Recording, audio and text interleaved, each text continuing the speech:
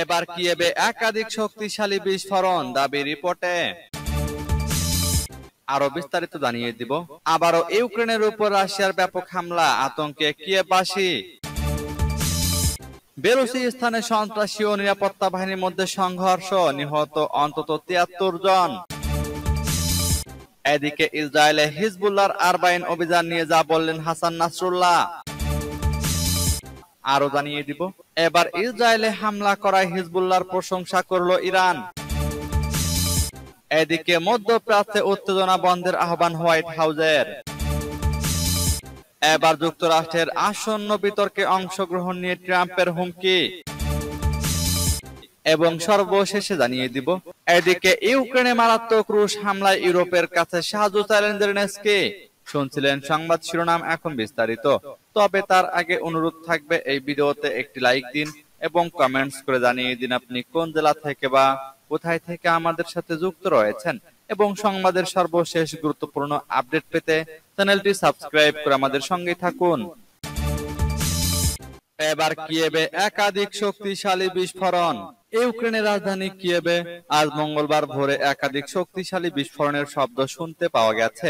বার্তা সংস্থা রয়টার্সের প্রত্যক্ষদর্শীরা এ তথ্য জানিয়েছেন। স্থানীয় গণমাধ্যমেও এই সংক্রান্ত খবর এসেছে। ইউক্রেনের আকাশ প্রতিরক্ষা বাহিনী বলেছে, পুরো দেশ রাশিয়ার ব্যালিস্টিক ক্ষেপণাস্ত্র হামলার হুমকির মধ্যে আছে। বিস্ফোরণের শব্দগুলো ইউক্রেনের সক্রিয় থাকা আকাশ প্রতিরক্ষা ব্যবস্থা থেকে এসেছে নাকি আকাশ পথে রাশিয়া চালানো হামলা থেকে তা এখনো পর্যন্ত স্পষ্ট নয়। বার্তা আদান প্রদানের অ্যাপ টেলিগ্রামে ইউক্রেনের বিমান বাহিনীর পক্ষ থেকে দেশটির নাগরিকদের সতর্ক করে দেওয়া হয়েছে। ইউক্রেনীয়দের আকাশ পথে সম্ভাব্য রুশ হামলার বিষয়ে বাজানো সতর্ক সংকেত অগ্রাহ্য না করার জন্য অনুরোধ জানানো হয়েছে। একই সঙ্গে নিরাপদ স্থানে আশ্রয় নিতে বলা হয়েছে। কিয়েভ অঞ্চলে রাশিয়ার ড্রোন হামলা প্রতিহতে আজ ভোরে আকাশ প্রতিরক্ষা ব্যবস্থা সক্রিয় করে ইউক্রেনে। কিয়েভ অঞ্চলের সামরিক প্রশাসন এ তথ্য নিশ্চিত করেছে। রাজধানী কিয়েভ ঘিরে কিয়েভ অঞ্চলটির অবস্থান। এদিকে ইউক্রেনের উপর রাশিয়ার ব্যাপক হামলা, আতঙ্কে কিয়েভবাসী। রাশিয়া ইউক্রেনের ভেতরে ঢুকে হামলা শুরু করার পর রুশ বাহিনীও পাল্টা আঘাত হানছে। সোমবার ভোরে রাশিয়ার তরফ থেকে ব্যাপক ক্ষেপণাস্ত্র ও ড্রোন হামলা চালানো হয়েছে, যার লক্ষ্য ছিল ইউক্রেনের বিদ্যুৎ ও জ্বালানি অবকাঠামো।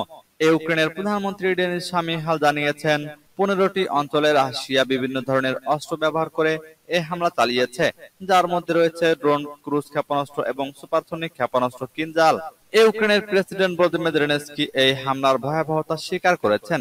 তার ভাষ্যমতে, রাশিয়া প্রায় 100টি ক্ষেপণাস্ত্র এবং 100টি ড্রোন ব্যবহার করেছে ইউক্রেনের উপর হামলার জন্য। কিয়েভ সহ অন্যান্য শহরগুলোর উপর কয়েক দফায় এই হামলা চালানো হয়, যার ফলে রাজধানী সহ অনেক এলাকায় বিদ্যুৎ ও পানি সরবরাহ বন্ধ হয়ে গেছে।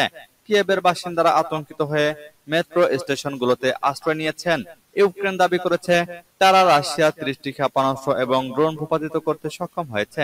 যদিও বিবিসির প্রতিবেদনে বলা হয়েছে, গতকাল দুপুর পর্যন্ত রুশ ড্রোন হামলা অব্যাহত ছিল এবং লোকজনকে আবারও নিরাপদ আশ্রয়ে যাওয়ার জন্য সতর্ক করা হয়। এবার বেলুচিস্তানে সন্ত্রাসী ও নিরাপত্তা বাহিনীর মধ্যে সংঘর্ষ, নিহত অন্তত 73 জন।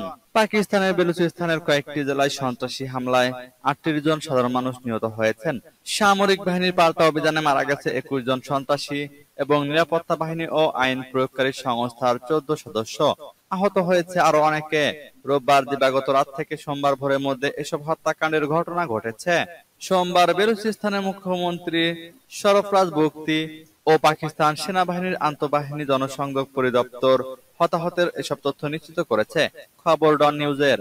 রোববার রাতে বেলুচিস্তান প্রদেশের মাস্তং, কালাত, পাসনি ও সুনসার জেলার থানায় সন্ত্রাসীরা হামলা চালায়।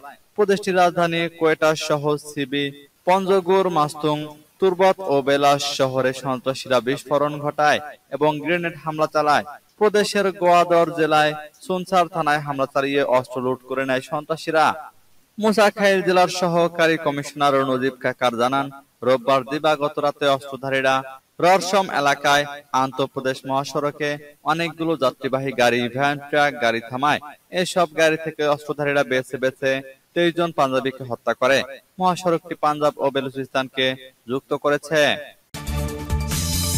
এদিকে ইসরায়েলে হিজবুল্লাহর আরবাইন অভিযান নিয়ে যা বললেন নাসরুল্লাহ। হিজবুল্লাহর মহাসচিব সাইদ হাসান নাসরুল্লাহ বলেছেন, সিনিয়র কমান্ডার ফুয়াদ শুকুরকে হত্যার প্রতিশোধ নিতে হিজবুল্লাহর প্রতিশোধমূলক অভিযানে তেল আবিবের কাছে গিলিলড সামরিক ঘাঁটিকে প্রধান লক্ষ্য হিসেবে নেওয়া হয়েছে। রোববার আরবাইনের বার্ষিকী স্মরণে দেওয়া এক বক্তৃতায় নাসরুল্লাহ এসব কথা বলেন। তিনি বলেন, আজ ২০ সফর ইমাম হুসাইনের ৪০তম বার্ষিকী। তিনি ত্যাগ, পরোপকার, অন্যায় প্রত্যাখ্যান ও আত্মসমর্পণের প্রতীক এবং বিচার দিবস পর্যন্ত বিপ্লবের শিরোমণি। হিজবুল্লাহ নেতা এ সময় ইসরায়েলি সামরিক ঘাঁটিতে রোববারের সামরিক অভিযানকে আরবাইন অপারেশন বলে অভিহিত করেছেন।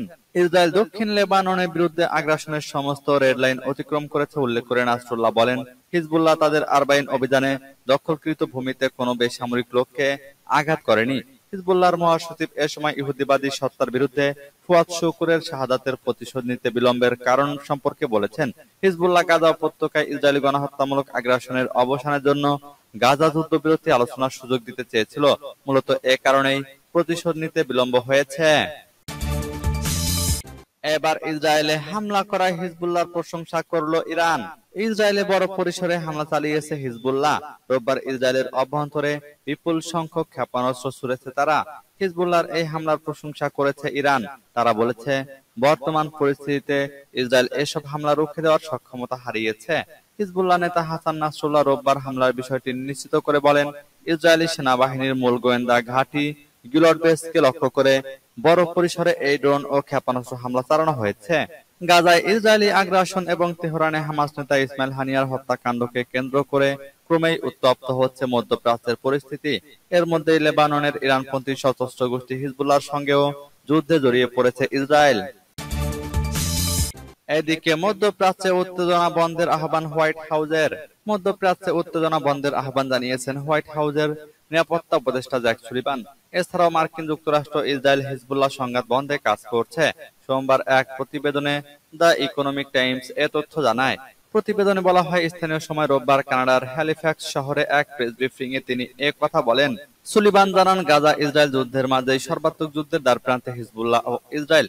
এ ঘটনা নিয়ে গভীরভাবে চিন্তিত যুক্তরাষ্ট্র। সুলিভান আরো বলেন, গাজায় যুদ্ধবিরতি চুক্তিতে পৌঁছানোর পাশাপাশি ইসরায়েল ও লেবাননের সীমান্তে শান্ত হওয়ার পরিকল্পনার দিকে যুক্তরাষ্ট্র এখনো কাজ করছে। মধ্যপ্রাচ্যে উত্তেজনা বন্ধে যুক্তরাষ্ট্র সব রকম আলোচনা চালিয়ে যাবে বলেও উল্লেখ করেছেন তিনি। এদিকে লেবানন ও তেল আবিবের সংঘাত এড়ানোর আহ্বান জানিয়েছে জাতিসংঘ। যুদ্ধ না জড়ানোর কথা জানিয়েছে যুক্তরাজ্য ও জর্ডান। এবার যুক্তরাষ্ট্রের আসন্ন বিতর্কে অংশগ্রহণ নিয়ে ট্রাম্পের হুমকি। ডোনাল্ড ট্রাম্প এবং কমলা হ্যারিসের প্রচার অভিযান টিম যুক্তরাষ্ট্রের আসন্ন প্রেসিডেন্ট নির্বাচনের বিতর্ক নিয়ে সোমবার একে অপরের সাথে দ্বন্দ্বে জড়িয়েছে। হ্যারিসের দল বিতর্কে উন্মুক্ত মাইক্রোফোনের নিয়ম ফিরিয়ে আনার দাবি জানিয়েছে। এতে ট্রাম্প তার বিতর্কে অংশগ্রহণ নিয়ে হুমকি দিয়েছেন। ট্রাম্প রবিবার রাতে সামাজিক যোগাযোগ মাধ্যমে এক পোস্টে অভিযোগ করেন, বিতর্কের জন্য পূর্বে সম্মত হওয়া এবিসি নেটওয়ার্ক পক্ষপাতমূলক। তিনি লেখেন, আমি কেন কমলা হ্যারিসের সাথে ওই নেটওয়ার্কের বিতর্ক করব? সবাই চোখ রাখুন। হ্যারিসের মুখপাত্র ব্রায়ান ফলন জানান, ভাইস প্রেসিডেন্ট চান বিতর্ক চলাকালে মাইক্রোফোনগুলো সারাক্ষণ চালু থাকুক, যাতে ট্রাম্পের মিথ্যা এবং বাধা দেওয়ার প্রবণতার মোকাবেলা করা যায়। ট্রাম্প যেন তার মাইক্রোফোনের মিউট বোতামের পিছনে লুকাতে না পারেন, বলেন ফলন। ট্রাম্পের প্রচারণা উপদেষ্টা জেসন মিলার বলেন, তারা পূর্বে সম্মত হওয়া নিয়ম অনুযায়ী বিতর্কে অংশ নিতে রাজি আছেন, যেখানে মাইক্রোফোন মিউট থাকবে। তবে ট্রাম্প পরে সাংবাদিকদের জানান, তিনি মাইক্রোফোন অন রাখা পছন্দ করেন, যদিও পূর্বে যেটি মিউট থাকার নিয়ম ছিল তাতে তিনি একমত হয়েছেন। তিনি বলেন, আমি এ বিষয়ে বেশি সময় দিচ্ছি না। আমার পুরো জীবনই এক ধরনের প্রস্তুতি। বিতর্কের জন্য বিশেষ করে বড় কোনো প্রস্তুতির প্রয়োজন নেই। এদিকে ইউক্রেনে মারাত্মক রুশ হামলা, ইউরোপের সাহায্য চাইলেন জেলেনস্কি। রাশিয়া ড্রোন ও ক্ষেপণাস্ত্র ধ্বংস করতে এবং পুতিনের দেশে হামলা চালাতে আবারও ইউরোপের সাহায্য চাইলেন ইউক্রেনের প্রেসিডেন্ট ভলোদিমির জেলেনস্কি। ইউক্রেনে মারাত্মক রুশ বিমান হামলার প্রেক্ষিতে সোমবার ইউরোপীয় দেশগুলোর প্রতি এ আহ্বান জানান তিনি। জেলেনস্কি বলেন, রাশিয়ান বাহিনী সোমবার শতাধিক ক্ষেপণাস্ত্র এবং শতাধিক ড্রোন দিয়ে ইউক্রেনে আঘাত হেনেছে। এতে বেশ কয়েকটি পশ্চিমা প্রতিবেশী বা ইউক্রেনের কাছাকাছি অবস্থান করা ইউরোপীয় দেশও ক্ষতিগ্রস্ত হয়েছে। জেলেনস্কি এদিন সোশ্যাল মিডিয়ায় দেওয়া এক পোস্টে বলেছেন, আমাদের ইউরোপীয় প্রতিবেশী দেশগুলোর F-16 যুদ্ধবিমান এবং আমাদের বিমান প্রতিরক্ষা ইউনিটগুলো একসঙ্গে মিলে কাজ করলে ইউক্রেনে আমাদের বিভিন্ন অঞ্চলে যে প্রাণহানি ঘটছে তা রক্ষার জন্য আরো অনেক কিছু করতে পারতাম। এ সময় তিনি ইরানি ক্ষেপণাস্ত্রগুলো ধ্বংস করতে ইসরায়েলকে মার্কিন সহায়তার কথা স্পষ্টভাবে উল্লেখ করেন। জেলেনস্কি বলেন, যদি এ ধরনের ঐক্য মধ্যপ্রাচ্যে এত ভালো কাজ করে থাকে তাহলে ইউরোপও একই কাজ করা উচিত। জীবনের মূল্য সর্বত্র একই রকম হওয়া উচিত। তিনি এ সময় ইউক্রেনের মিত্রদের আবারও দূরপাল্লার ক্ষেপণাস্ত্র ব্যবহারের বিধিনিষেধ প্রত্যাহার করতে প্রতিরোধ করেন। কিয়েভ যা রুশ ভূখণ্ডের গভীরে হামলা চালাতে ব্যবহার করতে চায়। জেলেনস্কি বলেন, এ অঞ্চলে আগ্রাসন বন্ধ করতে যুক্তরাষ্ট্র, ব্রিটেন, ফ্রান্স এবং অন্যান্য অংশীদারদের আমাদের সাহায্য করার ক্ষমতা আছে। সূত্র আল আরাবিয়ার।